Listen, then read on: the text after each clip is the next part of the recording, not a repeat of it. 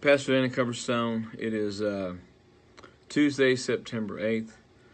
Last night on Monday the 7th of September, had a dream that has probably troubled me more than any of the dreams that I've had. I'm an American. I love this country. I've traveled to 43 countries, and we have a heritage. We have a country that stood as a beacon of hope and light, even financial support for a lot of the nations. But this one got me last night. Saw a Statue of Liberty proudly standing in the harbor outside of New York, lighting the nations in freedom. I saw the sky suddenly darkened. Strong waves began to crash against the shore with a very, very fierce intensity, almost hurricane, tsunami-like force, tropical storm-type force. And there were boats, and they had men in them. And they were out in the storm trying to breach the island on which she stood. They were fighting the waves as well, but they were actually kind of working with the waves. And they were trying to get the lady, but the storm was so severe they could not, even though the storm and them seemed to be looking into, working together, so to speak. I saw the torch in her hand. It was flashing, being struck by lightning. Pieces of rock and debris were being thrown at her with brute force. And she was, even though she had her torch, she was an immovable statue. I saw her watching and looking around about her to kind of see where the attacks were coming from. So she knew they were there, but she would not move. Feet were stuck on that pedestal. The rocks and the stuff, the debris that was being thrown at her, had caused some gashes, had caused some cuts on her neck. Round about her heart, I could see there was blood coming out, like she not necessarily had been shot, but something had tried, like the debris in the rock had either pierced her or had left a jagged edge and cut something. I saw that 3 of the spines on the crown on her head, I don't think necessarily it's a crown, but it had some spines that were pointing out. 3 of them. 3 of those spines on her crown had been broken off and was leaving a very, very jagged edge. And the right torch hand kept dropping to secure the tablet with the Declaration of Independence, July 4th of that year, that had been pinned on it. She would drop her hand and kind of do this to keep the book in its place. She was struggling to keep her footing, almost slipping off the pedestal, but she wouldn't move. She would not move. And also there was this huge volley of trash and debris, just junk, hit her directly in the face, and she stepped back off the pedestal and she fell because the force of this hit her right in the face. She still held on to the torch, and she still held on to the Declaration's date line on the book. But that light, that torch just kept flickering like a light about to go out. The Declaration that was in her left hand or left arm, it was cracked, and there were large chips and pieces falling off of it. I kept seeing Liberty trying to reach out with her hand while she holds it and grabbing the pieces, but they wouldn't stick. She was crying. Liberty was crying. She was weeping. She was fighting to keep her dignity. She was trying to get the pieces of what she had held on to, but it was obvious she knew that she was in a battle that was fighting her and defeating her. And she was desperate, trying to hold on. You could see the fierceness in her face. She was trying to fight and win. Was it coming through? And then the boats appeared with the men, and they threw ropes around her arms and her legs and kept trying to bring her to the ground. And they pulled and pulled in tandem, and finally she fell to her knees. It was almost like Gulliver's Travels when the giant gets knocked over. They were throwing herself around, but she was still got the light. She still has the torch in her fists, her right hand, and she's trying to hold that book, what's left of it, in her left hand. They were hammering away with like pry tools at the Declaration, trying to get the days off to July 4th. They were trying to pry those numbers and those letters off. And they were using cutting tools to remove the torch. They kept trying to just rip it, jerk it out of her hand, and she just kept holding on and holding on and holding on. And because she fought them so hard, they finally just began to cut off her hand.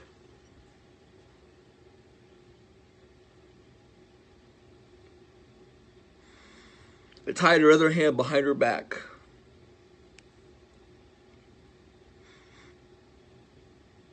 And the men began rolling her in ropes, and she was yelling for help. She was crying out. It wasn't a desperate cry. It was a cry for those who were listening to come to her defense. All those nations that she had helped for so many years, and nobody would come. And they took a large banner of fabric. It was black and smoky gray, kind of all together. Black and smoky gray banner of fabric. And they covered her face with it. They just kept wrapping and wrapping, almost like a mummy would think. They just kept wrapping and wrapping and wrapping until you could barely see her eyes and the jagged spines of some of the the crown. Then they took an anchor chain and they wrapped it around her neck, and they asked her if she had any last words.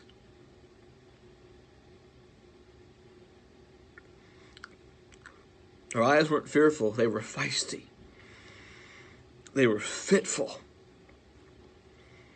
There was this angry resolve in her face that she said nothing.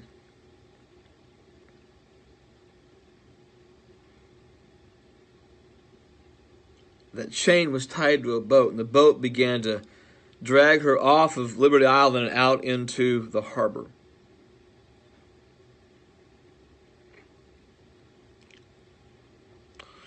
When they got her to the sea, the boat began to pull very quickly.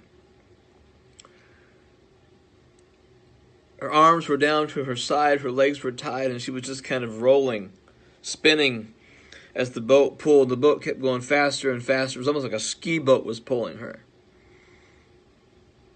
She kept twisting back and forth, but she was being pulled by the boat, and eventually lost all the strength that she had. The banner had come off of her mouth, but she wasn't saying anything. When the boat slowed,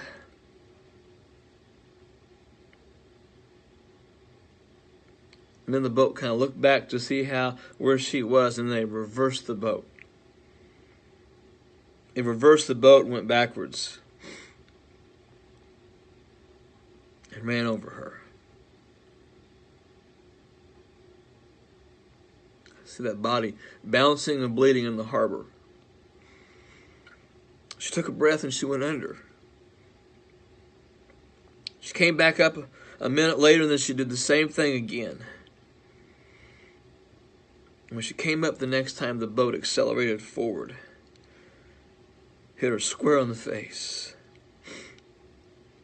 and she went down.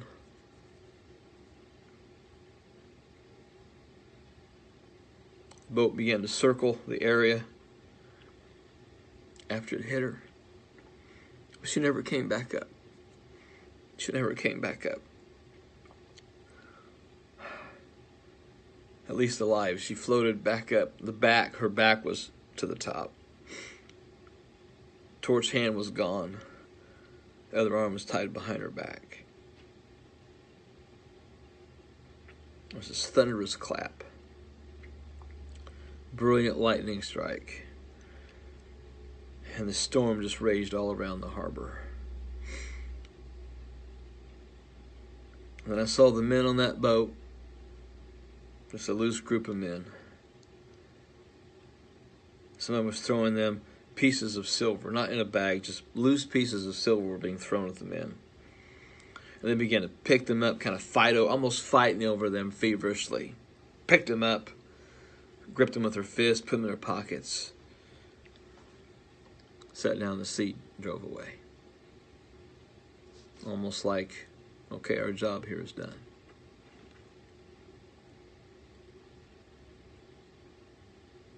This one got me. The others, the dreams always get me, but this one got me because this is America's land I love. I know what the Statue of Liberty stands for.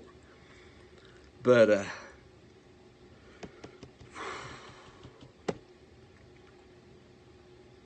I love our country. Traveled enough to know that we got a lot of good here. I know what most Americans think about this country, but I also know that a lot of people, they hate it and don't even really know why they hate it. And I'm talking about the protests and the defund the police groups and any movement that wants to shred the Constitution. And I may get a little political here, and I don't care. What I saw has impacted me last night. I lost a lot of sleep last night. I woke up about 2:15. I've been able to get to sleep ever since. The dream going through my mind very, very much. Believers, we need to pray for our country. We know eventually it can't last forever. I know that. You know that. We all know that. My hope, my prayer was that this nation would last long after me so that my kids and my grandkids would understand how much this country has done for people, its people, and for the nations and for those that come. But I ask you to pray for America. I ask you to pray for our elected officials. Silver, at the end of the dream, tells me something. Somebody is paying to see her go down.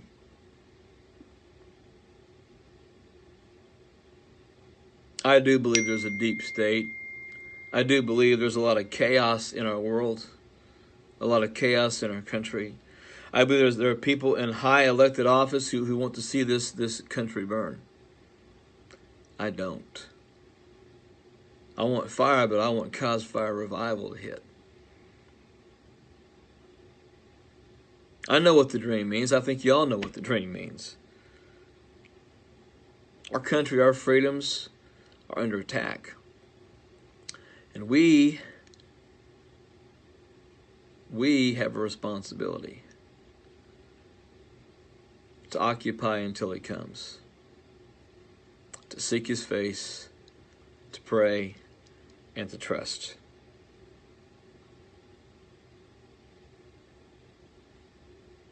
So pray for America. Not because I had a dream, but because this used to be his country. It used to be the one nation under God. And now it's a large group of people fighting the very God whose nation it used to be under, or who the God it used to be under, you know what I'm saying? This one got me. Still get me now. Pray for America. Pray for revival. If nothing else, I want to see her go down fighting. And I'll go down fighting with it and for it.